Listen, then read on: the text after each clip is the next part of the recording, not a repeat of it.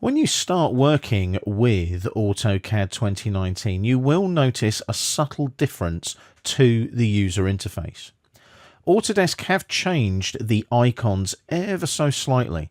So if you go up to something like the Draw panel on the Home tab or the Modify panel on the Home tab, you'll notice the icons look similar but different to older versions of AutoCAD.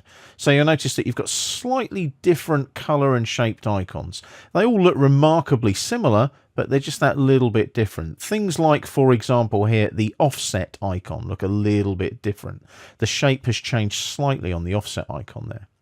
Also as well, if you go over along the tabs at the top of the ribbon, you'll notice now you've got a new Collaborate tab in AutoCAD 2019 only. And you'll see that it's got the shared views and the drawing compare commands in there. Now, drawing compare is a new feature in AutoCAD 2019. And if you look at the AutoCAD 2019 new features course, we go through that in more detail there.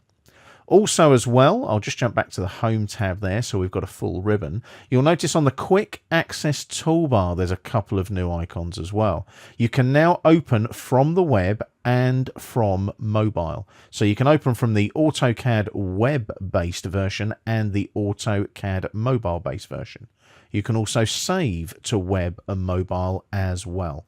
So there's just a couple of new little features in there that are quite cool and quite useful in AutoCAD 2019. They're very simple changes, very subtle changes, but you might not notice them otherwise. And I just thought I'd bring them to your attention before you start going through the AutoCAD 2019 training courses.